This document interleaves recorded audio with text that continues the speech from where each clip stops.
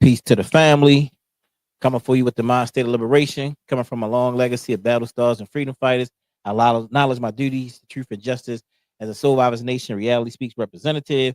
And I'm a humble servant of my community. Thanks for the opportunity to speak. We're here today. We're here with Reality Speaks. Coming up in 2025, we will have been in the Tubman City area for 20, no, I'm sorry, for 30 years. It'll be our 30-year anniversary coming up in 2025. So, we're going to have a big celebration for that. And while we're doing the celebration, we want to talk about many of our ancestors, that's not here. A lot of those ancestors were here 30 years ago. I mean, we talking about giants in our community. We talking about Sister Nzinga, Just You and Me talk show, Dr. Hudson. You talking about many of the Dr. Africas, the Dr. Khalid Abdul Muhammad, my Mama Mayat. We talking about the Uncle D's, the Ray Haysbergs, so many people. I know the Dr. Patricia Newtons, and I could go on and on and on naming people that was with Survivors Nation Reality Speaks and a part of this community, the people who helped to bring us up in this culture. So we appreciate those people, those ancestors that was actually here. We were trying to bring Professor Small here to town this Saturday, and we just tried to sneak him in so we could talk about the elections and different things that was going on. Wasn't able to do that. And this year has been kind of tough for Reality Speaks to be able to do lectures, to pull off lectures and all. And we have to realize that we have to, as you see, as my shirt say, make the necessary adjustments. That's the line right there. Make the necessary adjustments. That's a line that we have with Survivors Nation Reality Speaks. Be big up to Brother Shan's person that helps us design these clothes. This clothing. It's really nice. We have sweatsuits for babies. You see my son in some. You'll see my daughter in some. But we got to be able to make the necessary adjustments. This was something my mom's last words, some of her last words that she was saying even before she transitioned to the realm of the ancestors.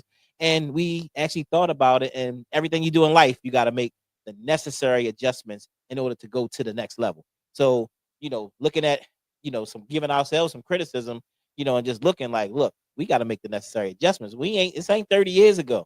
This ain't 20 years ago. This is 2024 going into 2025. And we have to make those necessary adjustments in order to be able to compete and to be able to get the information out. As I was telling Brother Dayvon, we talking earlier, that back in those days, we didn't have the internet like that. We were the internet. We were the shock and awe. When you went to a Reality Speaks lecture, that's what we were. Now you can just go online and press in, election, and a million things come up for you to watch now. You know what I mean? And then once COVID hit, that stopped people from actually really wanting to come out to be a part of things, in general. So a lot of people don't even like to come out a lot now. So, we got a lot of new things, but like I said, it's us, and it's up to us to make the necessary adjustments. We will have these links up for these t-shirts and these sweatsuits, and also you'll be able to get those different items because it's a spiritual movement and it's a real movement.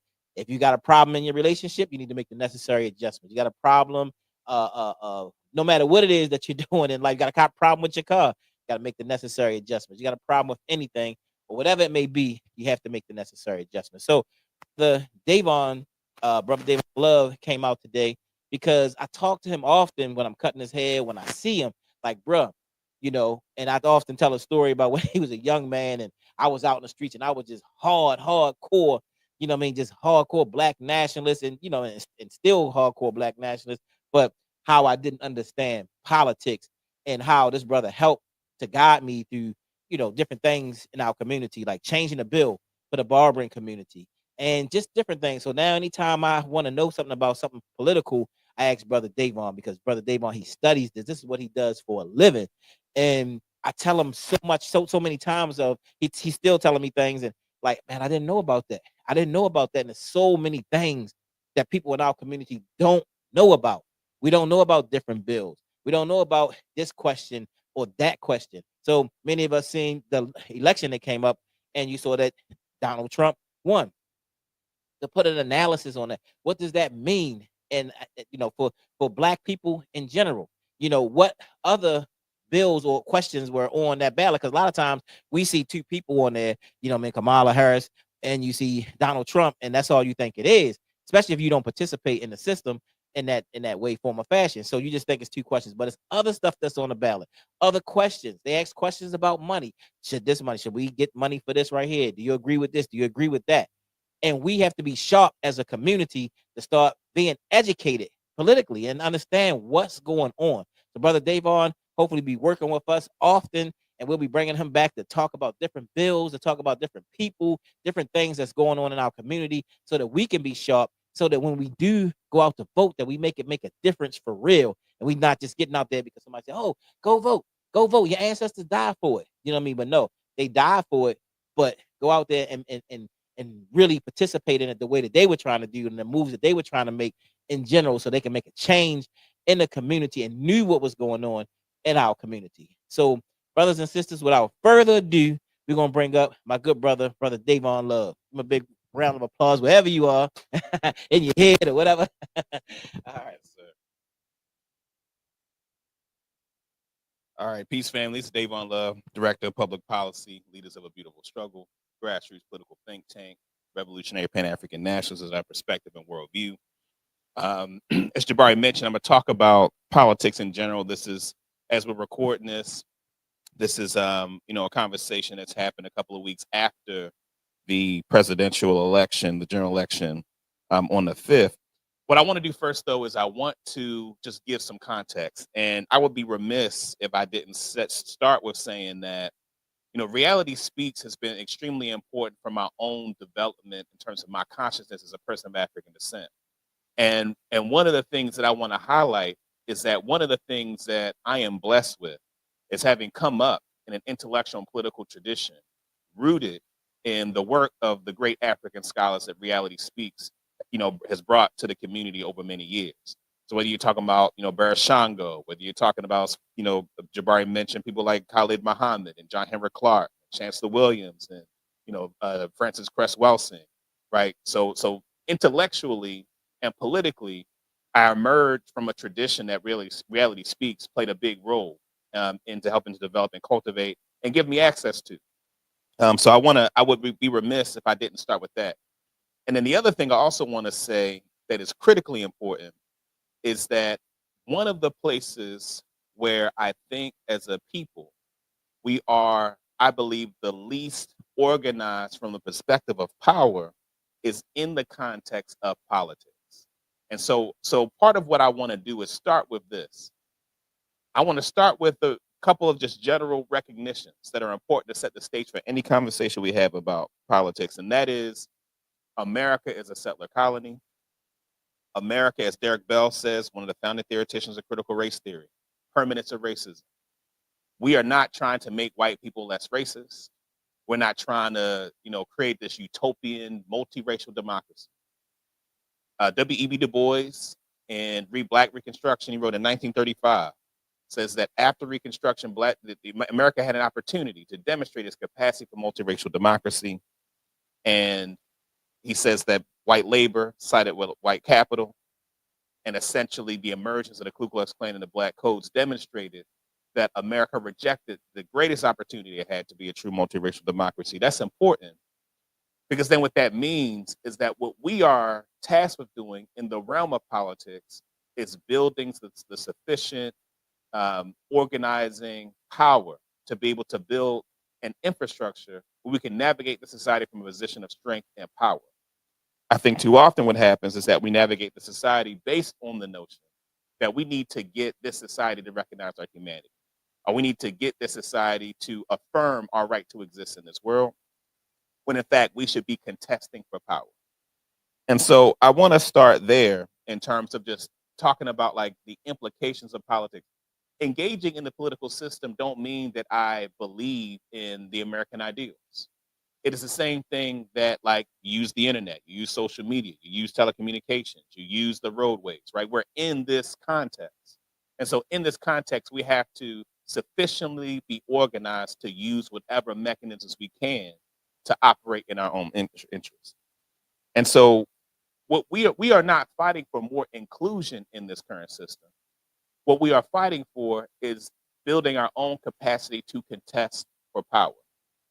And part of the problem is that Black folks have been socialized in this society to seek acceptance and inclusion, while white folks are contesting for power, right? And able to gain resources to benefit their position in the society.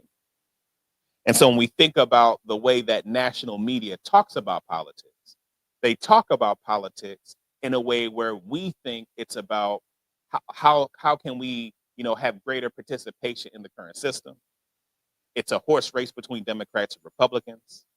And the commentary is, um, does the Democratic Party sufficiently meet the needs of Black people? As opposed to conversations about how do we organize ourselves to make the Democratic Party or the Republican Party do what it is that we need done for our community. And that frame is not the frame that we get on mainstream corporate media. And even we don't even get that on left and progressive media, even media that may be more sympathetic to our position. The conversations about Black people's role in politics is not based on the vantage point of what it will take for us to contest for power. So we got to stop making moral appeals. So talking about the 2024 general election. So just a few things that I want to say about it that I think is relevant, both in the context of, in the spirit of reality speaks, and again, many of the scholars that I mentioned at the outset, that Jabari mentioned at the outset. Donald Trump represents what I would describe as the core of what America is.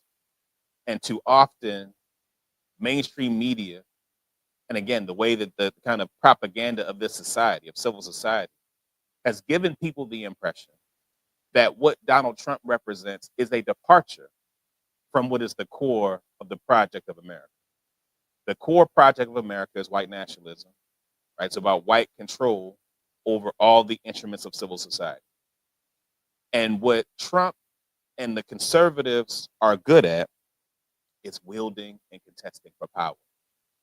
So Trump isn't trying to appeal to fairness, to justice, to morality. He's not trying to appeal to that.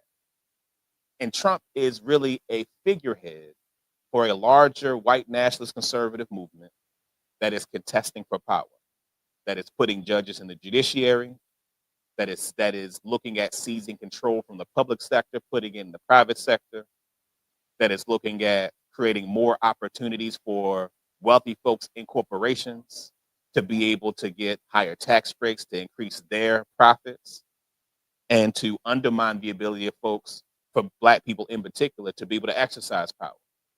So that is at the core of what America is.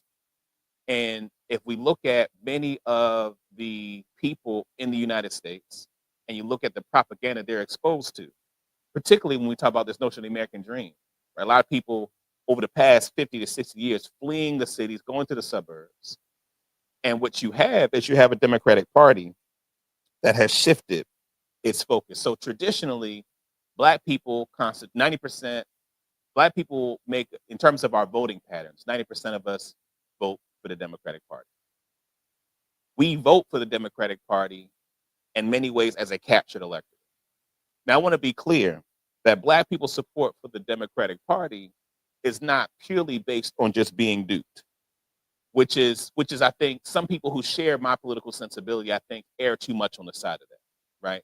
That there are practical reasons why Black people would vote for the Democratic Party, right? The Democrats are, more likely at the very least to include, Black, particularly Black middle class folks, the kind of Black gatekeeper class.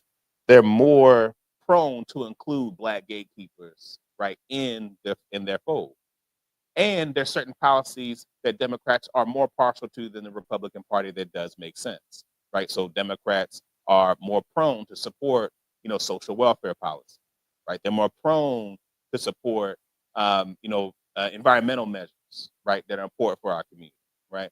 So there are aspects of things that it actually makes sense that Black people vote overwhelmingly Democrat. The problem is that the extent to which Black people have given away, the extent to which we vote for the Democratic Party, we don't get what we put in terms of the votes that we get, the votes, the level of loyalty that Black people show to the Democratic Party. And part of the challenge is that there aren't enough people who explain what it is that the Democratic Party should do for Black people and what they aren't delivering on. So it creates this environment where you have some people that will say, and I'll say his name because I think it's important. Roland Martin has said, right, post-election, that the Biden-Harris campaign and the Democrats, may not have run a great campaign, but have delivered for working class people and delivered for Black people.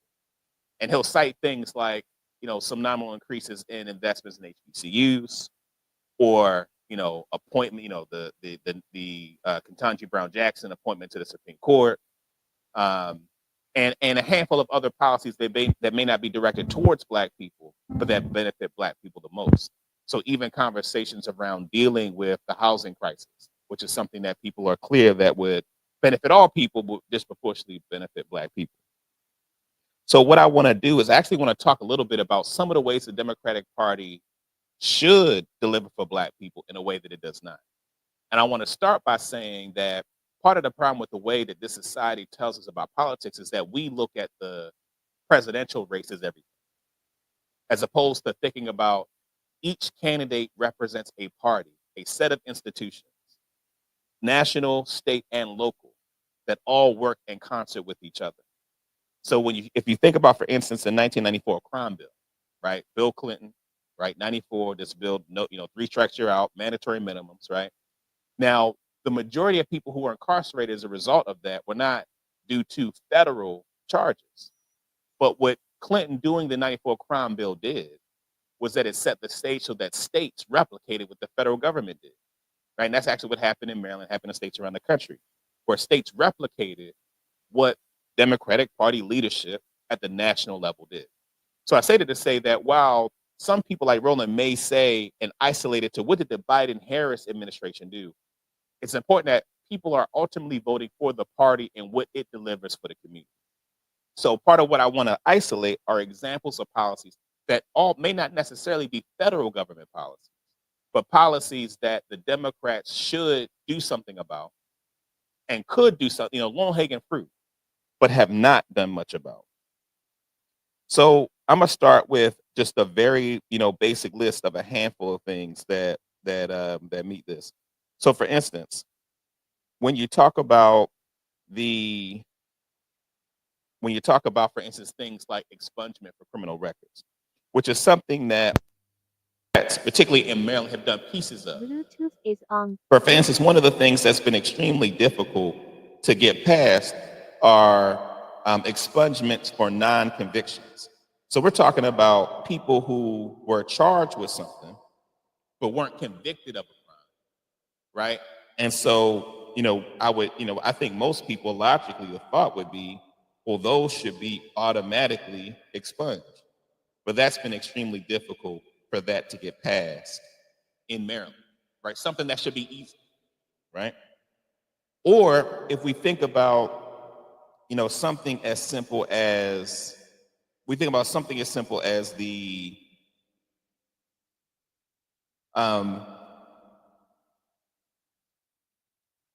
we look at juvenile justice, right, in Maryland. So one of the things that's happening around the country is that there's a resurgence in local jurisdictions of the use of detention as opposed to alternatives to incarceration for young people. And there's a desire to increase the criminalization of young people. Now, one of the things that we know in Maryland, there's this effort that myself and others have been engaged in for many years to stop the automatic charge of youth as adults. So the idea being that any young person that is charged with a crime starts in the juvenile system. A prosecutor can motion to waive them up to the adult system if that's appropriate, but every young person should start in the juvenile system.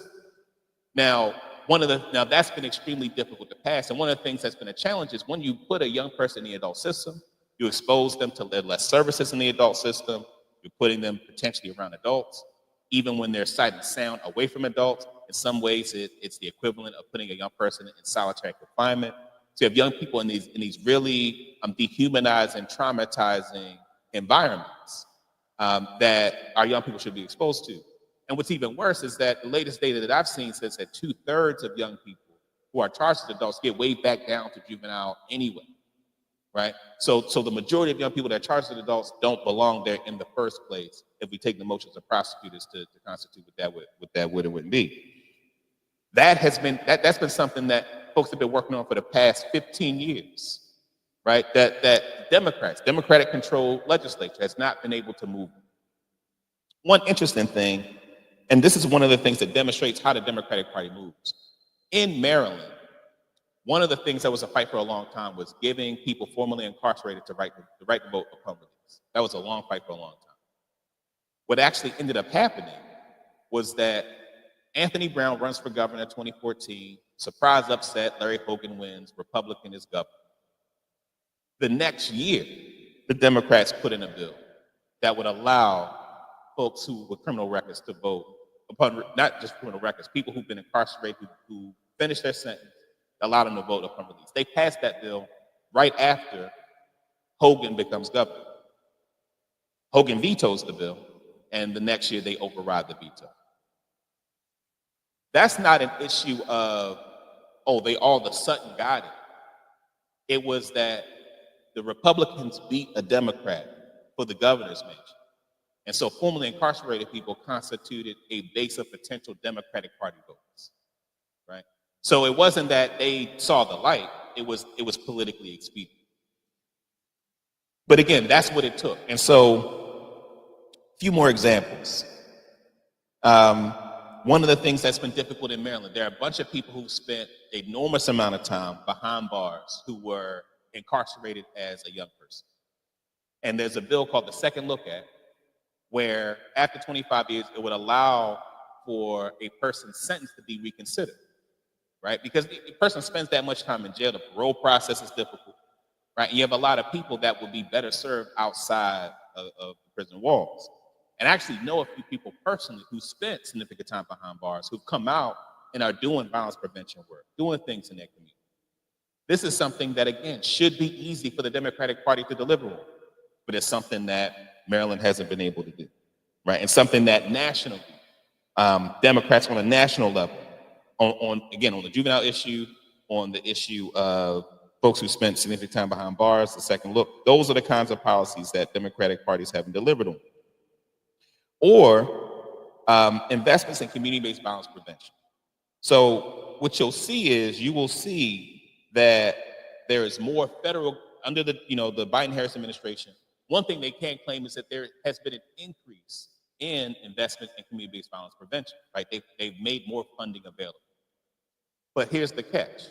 The catch is that much of the funding that they have provided, most of it has gone to white-led nonprofit organizations who are profiteering off of the violence prevention space.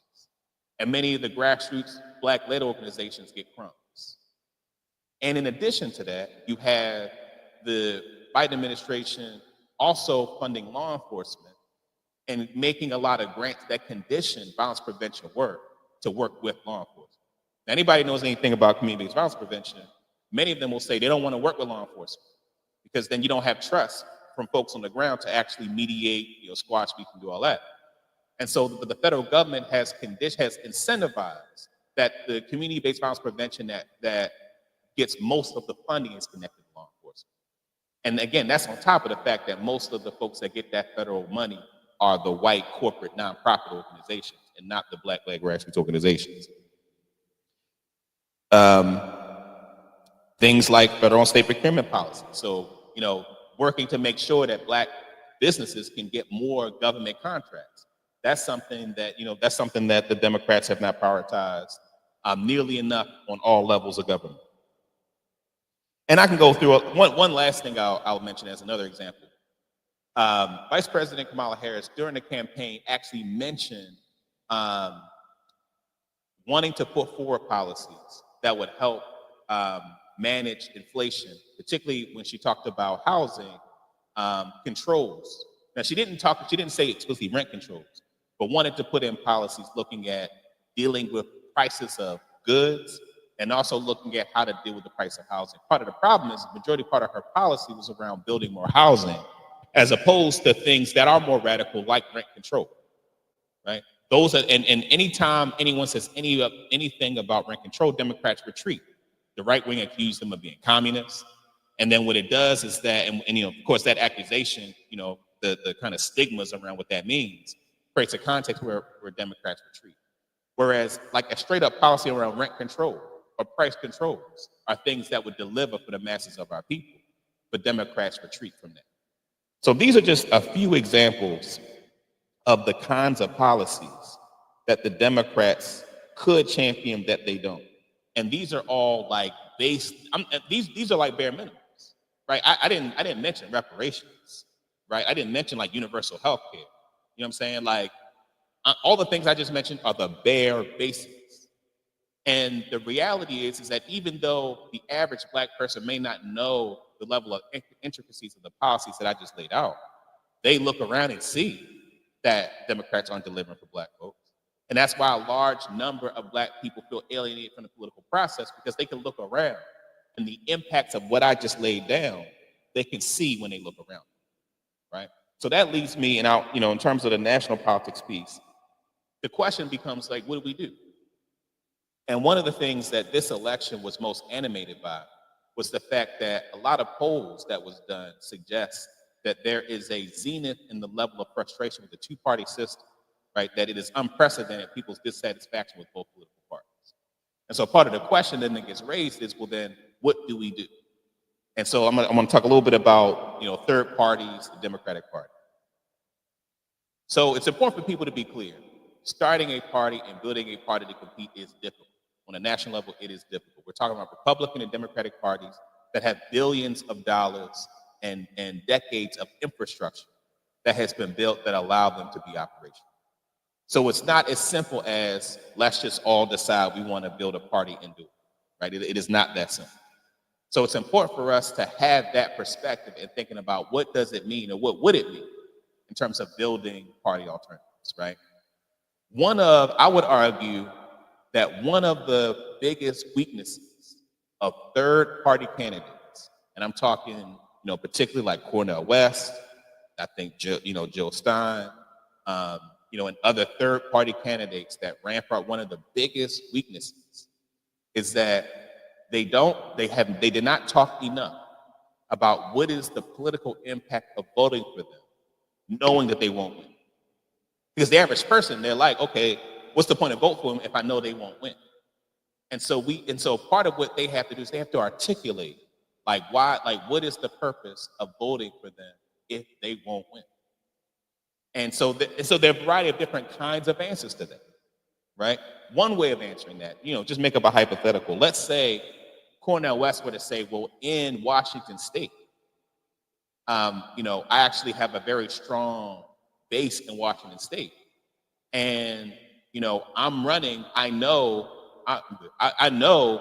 that, this race, let me actually use a different state. Let's use Arizona. He says, I have a really strong base in Arizona. Arizona is a swing state. That's a state that the Democrats need. And Cornel West, he could say, look, I'm going to run until the Democrats decide they're going to make significant investments, and they're going to put a bill about reparations on the floor of the House, right, or the floor of the Senate, right? That's to, if you vote for me, this is the way I'm going to use the leverage. This is the way that I'm going to push the party in this direction, right? So, and then explain to people how that works, because the average person doesn't understand that is how that could work that way, right? So explain how that works, because ultimately, one of the things that I feel like we have experienced here in Maryland is that we've actually experienced, Maryland has, a fairly strong Green Party, right? And other attempts, the Dream of People's Progress Party is trying to build up to be, have a ballot line and all of that. So there have been attempts at, third party runs in Maryland, and we believe that's actually had an impact in terms of the political climate and landscape. And the way that we think that has happened is that there has been enough people who have had some excitement. His brother Josh Harris that ran for mayor as a Green and then ran as a delegate. You had Nnamdi Lumumba, who ran in 2016 as an independent, trying to build Ujima People's Progress Party. And so what those runs do, Andy Ellis, who's one of the leaders of the Green Party in Maryland, who ran as a delegate, he's actually going to run for governor in 2026 as a Green. I'm going to talk about that in a moment. That as a result of these races, what has happened is that it's created more incentive for people running for office as Democrats to go more left and to go more in the direction of our community. And so there are efforts that LBS has been able to push through the city council, because prior to 2016, the council was more conservative. After 2016, the council was more progressive. The legislature has grown in terms of more progressive legislators.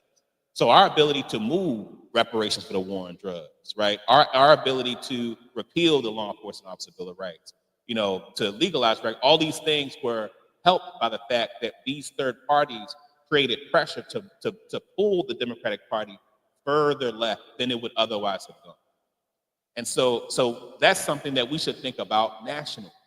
And people who are running third-party campaigns need to begin to explain to people that this is the purpose of third-party candidates for whom that they can't win. But there's a particular purpose that voting for them can have. And the idea being, one of the things that happens, and look, party building is hard. Building an organization of any type is hard. And I imagine for a lot of people, third parties, they're going to do a lot of losing. And it's going to take 20, 25, 30 years for a party to get to a place where they've done enough and run enough that they have the infrastructure to be a force. And I would say one of the biggest criticisms that people have of the Green Party, I think it's a legitimate one, is that they haven't been building power over these years. Many of their candidates have talked as if they can win, as opposed to explaining to people, here's what we can do if you all vote for us. And that those victories would then create a base. Because people would be able to say, oh, okay, I voted for the Greens, and these set of policies were made possible as a result. So that's something that is important. I think one of the things that so I want to, in terms of national politics, I just think that's the direction we have to go. That as people of African descent, and again, I talked about the Green Party, the Party for Socialism and Liberation. There are a variety of the People's Party, I believe, which is I think Cornel West, the formation that he ran for in this last presidential cycle. We need to figure out ways to support efforts of folks building parties outside the Democratic Party, but be clear that but we also have to be clear that there's work to do also within the Democratic Party, right? So it's not an either or, but it's a question of making sure that there are people within the Democratic Party, and that the force of power that's being built outside of it is pulling people in our direction as leverage, against the Democratic Party. So, and I think and this is the transition to talking about local politics. What the impact of this election, of Trump winning for the presidency, and really the Republicans winning both houses, is that the Democratic Party is in this state of trying to determine why they lost. And the corporate conservative wing of the party is blaming the progressive left wing, and the left wing is blaming the corporate moderate wing of the Democratic Party. And there's a fight that is happening within the party as to where it goes. One of the ways that this will be manifested is in the fight for who's going to be chair of the DNC, the Democratic National Committee, which, its primary function is electing, Democrats to the President of the United States, but it has also a kind of a symbolic role as leader of the entire Democratic Party. And we're going to see one of the people that has come out as wanting to chair the DNC is former Baltimore mayor, former Maryland governor, Martin O'Malley. Anybody who's familiar with the work of LBS, Martin O'Malley, we argue, is one of the worst things to happen to Baltimore and the state of Maryland. He was engineered the mass arrest policy, so 757,000 arrests between 1999 and 2006. Now Senator, then Delegate Jill Carter, one of the few elected officials to speak up while it was happening, which really constitutes a human rights abuse, the extent to which those mass arrests were impacting our community. And in many ways, Martin O'Malley, as a superstar at that time, as a white person, electorally winning in a majority Black city, and in a state that has such a large population of people of color. And so Martin O'Malley represents that moderate wing of the Democratic Party, for whom, if he becomes chair of the DNC, it answers the question in terms of what direction the Democratic Party as an institution will likely go. So there's a fight to be had. And again, going back to what I said about the work of third parties outside the Democratic Party, because I'm not I'm real clear, as I said at the very top, I don't have no allegiance to the Democrat, Republican Party, to America. I don't know allegiance to any of that. But it's a question of knowing that in Maryland and in Baltimore, which is the Democratic Party stronghold, right? So Democratic Party supermajorities. We have to be conscious of the work that needs to be done within the party to push the party further in our direction so we can get stuff done, right? And so it's important then to push back against the Democrats. So even if you don't identify as a Democrat, right? It's important that we fight the DNC being led by Martin O'Malley, because if it's led by Martin O'Malley, we know that the kind of policies that will emerge from the Democratic Party will likely be those kind of corporate, moderate Democrats for whom all those policies that I said earlier will be hard, basic stuff, will continue to be hard to move with that kind of leadership. So let's talk about local politics for a second, state and local. So as I just mentioned, Maryland is a Democratic Party stronghold, Baltimore City, all the elected officials at the local level in Baltimore City are Democrats. And there are aspects of the local political landscape that this election, I think, helps us to think about some of the upcoming elections that are coming down the line. So just a few things. One, anyone who's seen our work is familiar with the propaganda war we're engaged in with Sinclair Broadcasting. So David Smith, who's the executive chairman of Sinclair Broadcasting, who's also the principal owner of the Baltimore Sun, is a Republican who has a clear right-wing agenda. And that right-wing agenda has created an environment where there are rollbacks on policies that we push. So around juvenile justice, I talked earlier about stopping the automatic charges of adults. That's something that we still got to do.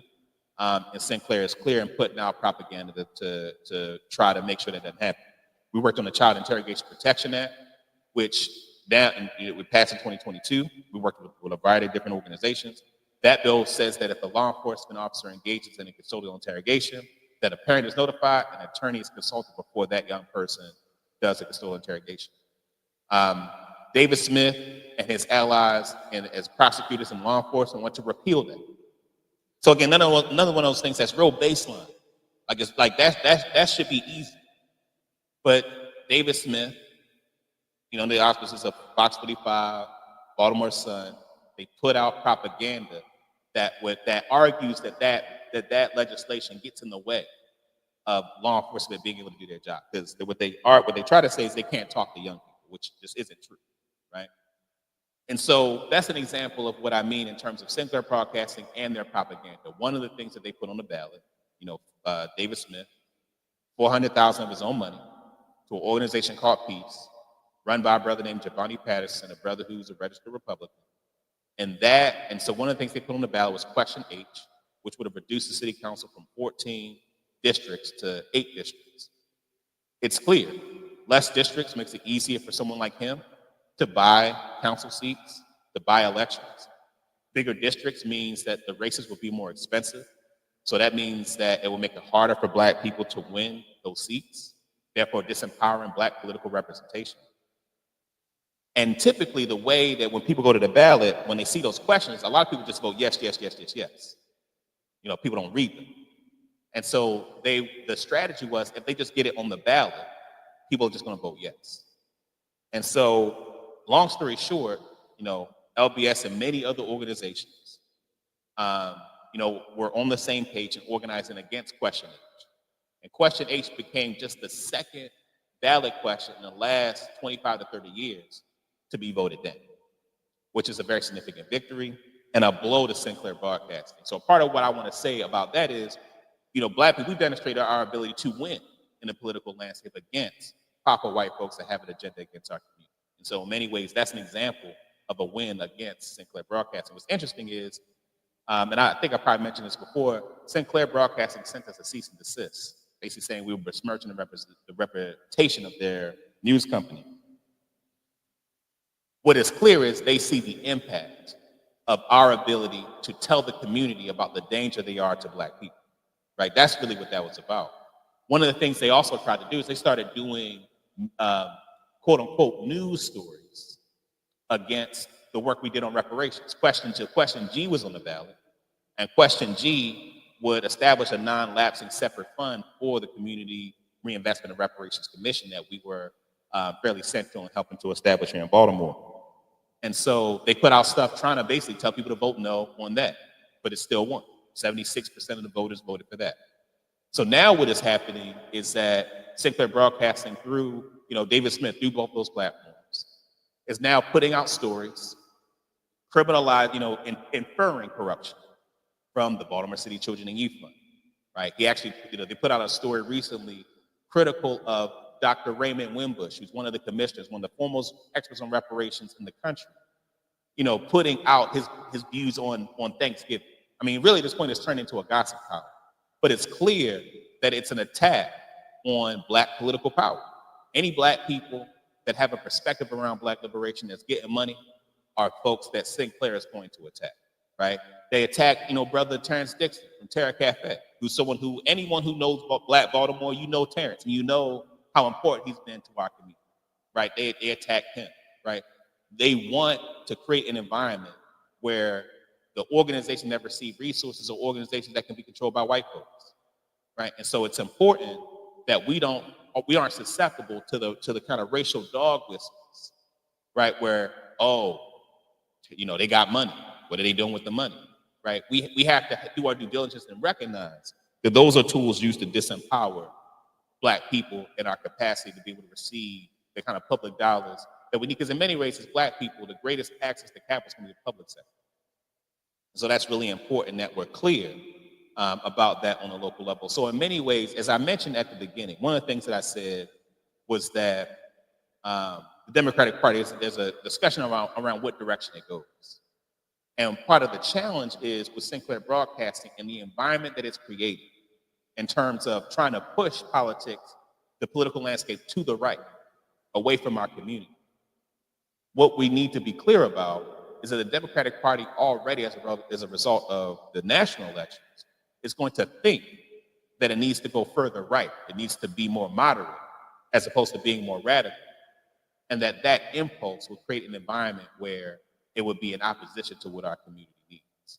And so a couple of things in terms of the implications for that locally is that, we have a governor, Wes Moore, who's someone I know. I think Wes is a really good dude. Genuinely, I think Wes is a really good dude. And it's clear, based on all the reporting, that there are presidential aspirations there. And the Democratic Party in general, I think, has an interest, right, in his political aspirations. Simultaneously, though, there's a judgment that is going to be made by the party as to what then would make him most viable in a national election. And part of that discussion will likely include what I said earlier of the Democratic Party establishment saying that the Trump win means that the Democrats got to go more conservative and they got to be more moderate. And part of our concern is that we don't want the governor and the Democratic Party establishment to make that move to the right. Because one of the things that Democrats have been doing over the past few election cycles is that there was a time when the support from the Democratic Party, they would go out and get Black people, and that would be the base of the Democratic Party. What they've done is there's less resources given to Black people within the Democratic Party and less focus on getting Black voters in cities around the country and more focus on multiracial, but mostly white suburban people, right? Mostly white women in the suburbs is who the Democratic Party is going after. And this creates a dilemma for the Democratic Party because a lot of the people that live in the suburbs that they're trying to court, trading off with the masses of Black people in the cities, are scared of Black folks, right? So we're talking about, stopping the automatic charge as adults. We're talking about expungements. We're talking about reparations. Those are things that likely freak out those people in the suburbs. And the Democratic Party, and moving further to the right, would be capitulating to that base, right, at the expense of Black people. And so we need to urge here locally that the Democratic Party not go further right, that they don't capitulate to elements within the suburbs that are conservative on issues that deal with Black folks. And that we need to ensure that, our governor and our political leadership are clear that regardless of what happened in the national election, that in Maryland, a place that has a 30% Black population, about 11 to 14% Latinx population, a Democratic Party that at this point, in terms of the rank and file, is largely Black and brown. That the Democratic Party needs to not go to the suburbs as the coveted base of support. Not saying norm, but that's not the coveted base. The coveted base needs to be go deeper in Baltimore, go deeper in Prince George's County, go deeper in Charles County, go deeper amongst the Black community. And many of the policies that I listed that for me are bare bones, base level, do those policies. Those are the kind of policies that working class Black people would feel. They would experience the impact of those policies. And that would then enliven more Black folks to then come out and be supportive of Democrats locally. Because the thing that, whispers that I've heard is that Larry Hogan might run for governor against Wes Moore in 2026. And if Larry Hogan runs for governor, right, he won twice, his base, those suburban white women that I was talking about, a large part of Hogan's base is that base. And the Democratic Party, in terms of its pathway to victory, they may see that base as their pathway to victory, as opposed to saying, we're just going to double down with Black folks and build up. But what that will require is they would have to deliver on policies that traditionally they've been too anxious in terms of supporting those policies because it might offend the sensibilities of some of the kinds of voters that they feel more comfortable with. And so in terms of, just sum it up really in terms of like what we should be thinking about politically as I started, this is about contesting for power. Again, it's not about appealing to people's sensibilities. This isn't about convincing white people we're human beings, convincing them to recognize our humanity. This is about us organizing ourselves on the basis of contesting for power and resources. That's what Trump and his folks are doing for his people. And we need to contest for power because we cannot rely on the benevolence of white folks. We can't rely on the Democratic Party, that we need to make the Democratic Party do what it needs to do for Black people. And when again, we need to build the power of parties outside the Democratic Party. That's slow, mundane work day to day, that's hard. We need to help invest and support and understand why we need to build that third party machinery so that one day we have more choices and that in the meantime we have leverage against the Democratic Party such that we can issue credible political threats to the Democratic Party and say that if you don't support these policies, and I mentioned earlier that, a person who's a friend of mine, Indy Ellis, who's running for governor in 2026 in the Green Party, with Larry Hogan running for governor, that's going to make that run more impactful, right? Because a Green Party candidate that gets 5% could make the difference in a governor's race of that sort. And so I know that Andy's going to, all the policies that I listed, I know that Andy's going to support all those policies, that's going to be part of his platform. I also know that Andy probably won't win, right? It's extremely unlikely that Andy will win. But what I know is that if we're able to build enough support, it'll create an environment where my hope would be that the governor and his people would then say to those of us who would support a Green Party run, they would say, okay, we're going to institute some of these policies. And if we institute some of these policies, can we condition that on support, right? So that's ultimately how we would relate to that run, that Green Party run in 2026 for governor, as a litmus test to see whether the Democrats will come further in our direction. And it's an insurance policy because we're not going to hope that they do it, right? We're going to, that Andy Ellis for us, as far as Black, Andy's a white dude, right? I've known him for a long time. He's a white dude. He's a person that I respect and think, has a solid perspective on issues of racial justice. But regardless of him as a person, what the platform represents and what the political opportunity represents is that it represents an opportunity to actually use leverage to force the Democratic Party to take on a bunch of these policies that they've been too scared to, not just too scared, but just haven't delivered on for Black people. And one of the things that's actually on LBS's legislative agenda this coming session is reparations. So we talked about reparations for war on drugs. We're going to work to expand reparations beyond the war on drugs. That's going to be another thing that's on the agenda. Right? I know that the Green Party is going to say reparations is consistent with their agenda. They're going to advocate for it. The Democrats are going to have to either say they don't support it, which means they're going to risk electorally losing the hope.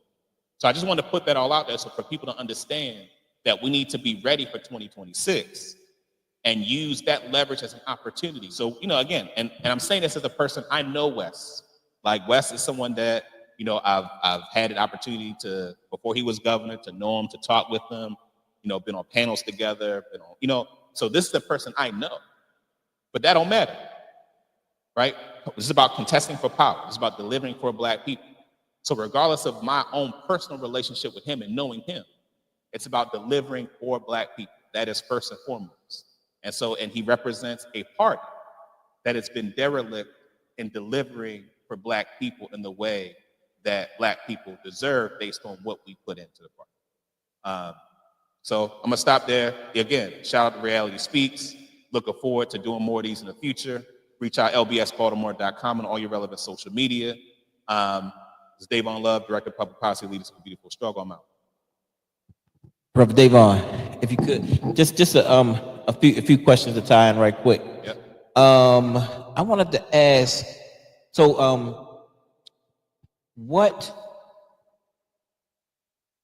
with Westmore, you were saying that he was thinking about running for president, and I know you said he's probably gonna run for governor again in 26. So you're talking about probably run for president before 28. In 28. Oh, okay, 28. Okay, so with the governor term is what, 4 years? Yep. So he ran and won in 2022. So 26 will be his first term as governor. Okay. And then, so let's say he wins governor in 2026. Okay. The presidential is 2 years later because they're on different cycles. Okay. Right. The governor, the state elections are midterms. Okay. And then there's the presidential cycles. Okay. All right. Cool. And so you talked a lot about the Democrats, and you said it's a Democratic state. So what is this? Because there were a lot of Black people who said, like you said, I'm mad at the Democrats. They don't do nothing for us. Whatever. I'm going Republican. What is that all about, in your opinion? So I think it's a mistake to go Republican. Like, I think the impulse is right. You look around and you're like, oh, this isn't having an impact on my life. And one of the reasons why I wanted, and I actually was struggling to find it, but I eventually found the list of policies that I went through that the Democrats could deliver on. And it's important for people to know that, because what happens is some of the Democratic Party establishment people will say, well, the Democrats, they did do some student loan debt forgiveness, and they did, give some more money to HBC. So they'll list some things to say, yeah, they did do stuff. So I make it a point to name some of those policies as things. It's like, those are the things that people see in their day-to-day life. Right. That the Democrats, it should be easy to do it. And as I said at the end, the reason Democrats don't do it is they don't want to offend that white suburban, in some ways multiracial, but that mostly white suburban base that they want to appeal to. So going Republican, though, that's the part that doesn't make sense, because whatever we think about the Democratic Party, the Republican Party is openly white nationalist. Right. Openly racist. You know what I'm saying?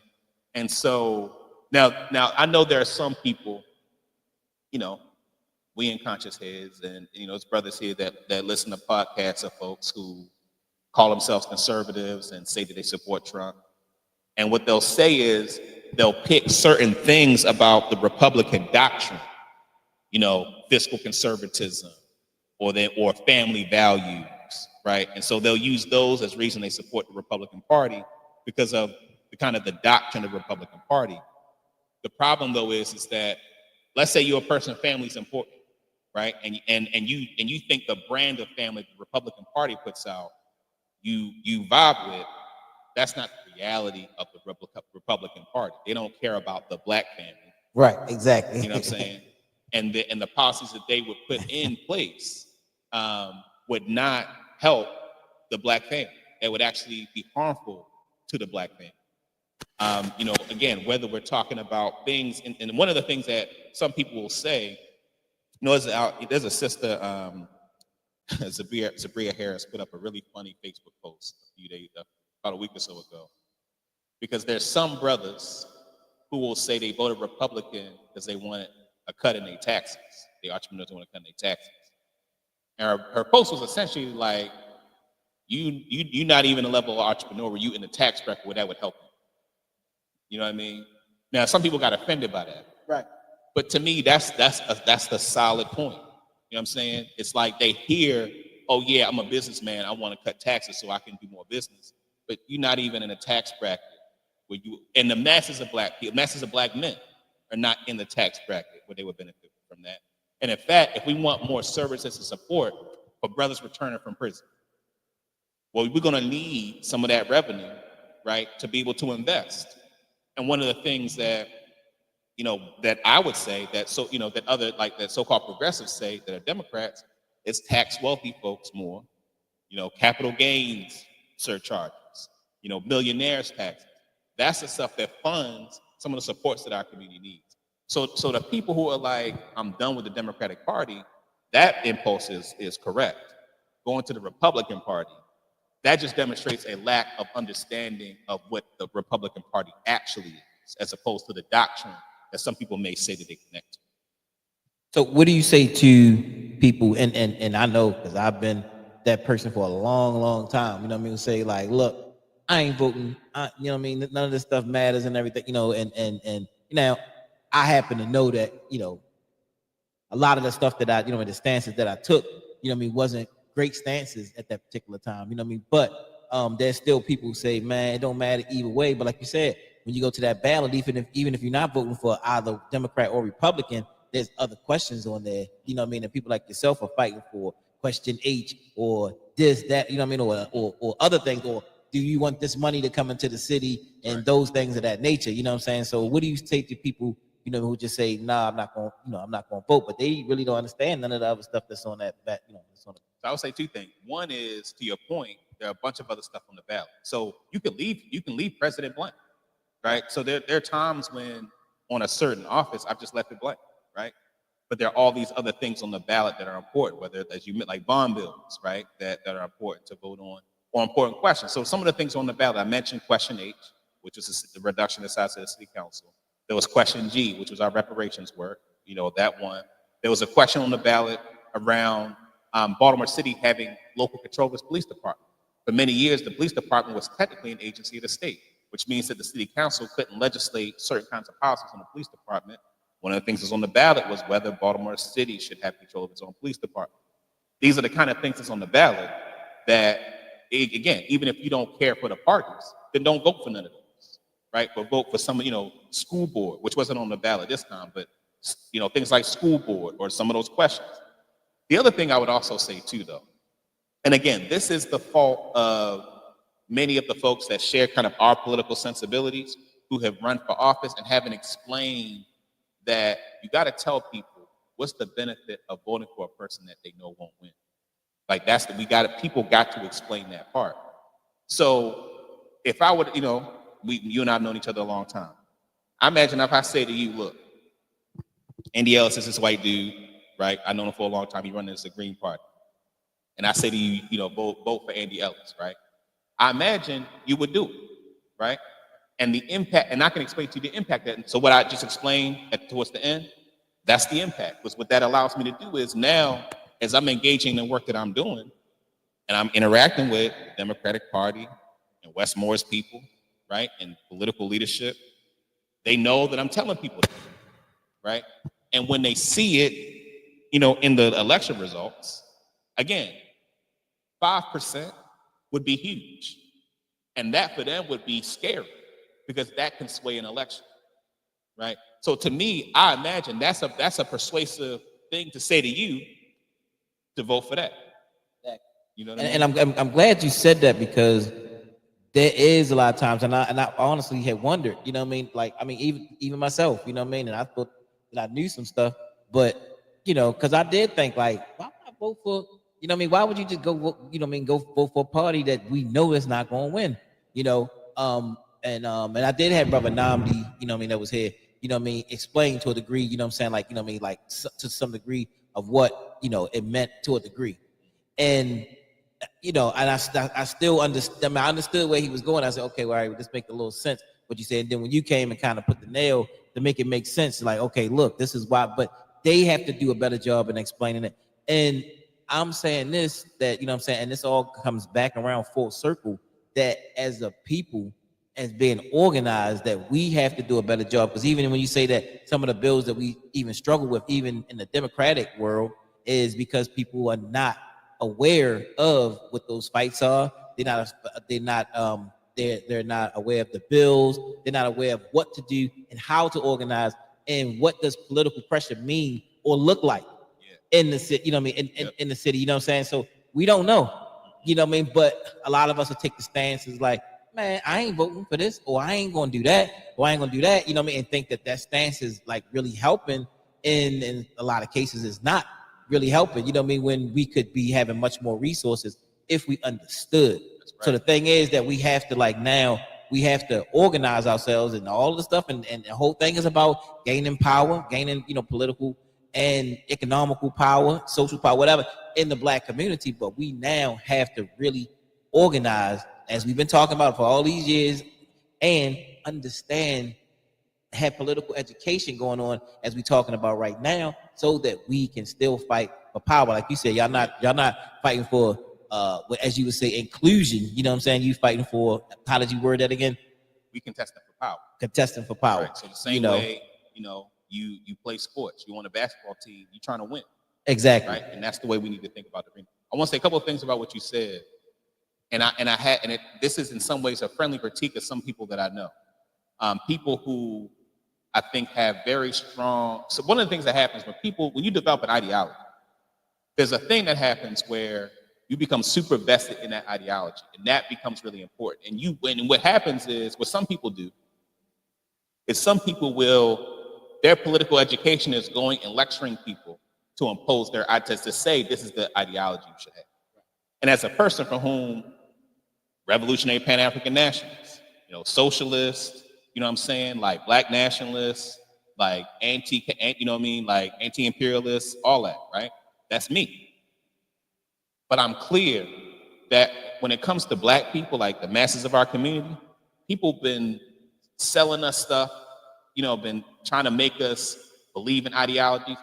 What our people need is they need people to demonstrate that they can deliver for them on basic stuff before they can even have a conversation around the ideology piece. And I think what happens is, particularly like leftists, even people that's on the Black left, people that are like, RBG, the conscious community, it's easy to beat people over the head with, I know more of this Black stuff than it is to say, all right, go do something about it. And then I'll get you some support. And then the other thing I want to say about that, because a part of why that happens is because it's one thing to talk shit. It's another thing when you actually got to be in an arena. You actually have to make things happen. Like, I am, like, currently, I'm a registered Democrat, right? I'm not a registered Democrat because I support the Democratic Party. I'm a registered Democrat because I know my vote impacts the election in ways that if I'm not an elected Democrat, that it won't. And the State Central Committee in the 41st District, there's a conservative Zionist constituency in the 41st District that happens to be in a majority Black district that wants political control. So I'm on the State Central Committee so that if or when a person steps off, like resigns from office, I am one of the votes that determines who fills that seat, right? So now I don't like the fact that I'm a registered Democrat.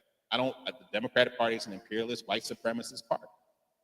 But I'm clear that given the time and circumstance that I'm in, it makes sense for me to be in that seat so that I can ensure that a person who gets that seat reflects a perspective that is more, radical, that is more progressive, that shares, Black consciousness, that I'm able to influence a person being in that seat.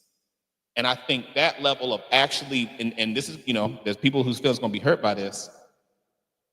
There's some people who are playing Madden that think that they playing football. Right. You know what I'm saying? Right. And it's just different. And when you actually engage in the arena of politics, it is hard. It sucks. You're standing up and giving speeches. People want to see what you can do. And I've grown pretty frustrated with people that I like, people who I think are right in terms of their perspective. But I've been frustrated because it seems that it's more important to them to be the righteous one and the one that's the most conscious than it is to actually go out and make it happen. Right. No, I definitely appreciate it. Last question I'm gonna ask you is, can you explain the reparations bill, the marijuana, that whole thing and how it So works? we were clear, LBS, we were clear for many years that the legalization of recreational cannabis was a political inevitability. So by the time Maryland legalized, there are 18 states or so that already legalized. So regardless of whether you consume weed or not, it was going to be legal. So for us, the question was, how do we ensure that Black people benefited economically from from this multi-billion-dollar industry? And some people focus on getting Black people access to the industry, which we think is important. But for us, it was important that Black people benefit financially from the cannabis industry, that it wasn't reliant on being in the business. Right. So the communities impacted by the war on drugs should get money regardless of whether they're selling weed or selling, in that market. So at the beginning, before the 2022 Maryland General Assembly, both presiding officers, the Speaker of the House of Delegates and the Senate President, both confirmed that the legislature was going to legalize cannabis. And so what we did was we worked with Senator Joe Carter, and she put in a bill that was the reparations for the War on Drugs and Cannabis Legalization Act. And then there was a leadership bill sponsored by Senator Brian Feldman of Montgomery County, who was vice chair of the Finance Committee. And that was like the leadership bill. And what they had in that bill was a social equity office that would give out grants. And that was their kind of like repair for the harm that war on drugs did. But what we did was we worked to base, in Senator Carter's bill was the language of the Community Repair and Reinvestment Fund. So we took that language, we went to Senator Antonio Hayes, right, got to give him credit, and basically said to him, make sure this is what is in the bill that passes. On the Finance Committee, it's an 11-member committee. 4 of them were Black legislators. So Senator Hayes of Baltimore City, Senator Benson from Prince George's County, Senator Augustine from Prince George's County, and Senator Dolores Kelly, who recently retired from Baltimore County. And so in essence, that 4-person block is enough that if you don't have them, you can't move anything out of that committee. And so Hayes was able, with that leverage, to have the Community Repair Reinvestment Fund be what ended up in the bill that eventually passed. The Community Repair Reinvestment Fund, 35% of the revenues from recreational cannabis goes into a fund. That fund gets distributed to a percentage of it gets distributed to each jurisdiction, the 24 jurisdictions in Maryland. Each jurisdiction gets a percentage, and that percentage is determined by that jurisdiction's contribution to statewide cannabis possession charges from 2002 to 2023. The rationale there is those jurisdictions that got hit the hardest should get the most, right? And then each jurisdiction had to pass a law that determines how they spend their portion of it. The reason we did it that way, because typically what happens is when the state sends money to the jurisdictions, they give it to the executive, they give it to the mayor or the county executive. Or for us, we wanted to maximize the opportunity for the community to shape how those resources are spent. So if you got to pass a law, you got to go through the city council. And you can do more to your city council person than you can to mayor. Like you can pressure them better than you can impact the mayor. So with that, we worked with the Baltimore City Council to fulfill that legislative mandate and establish the Baltimore Reinvestment and Reparation. Each council person nominates a person to serve on that commission, and that commission determines where those resources go. The qualifications that are in the bill specify these folks should be familiar with racism and white supremacy, familiar with the war on drugs.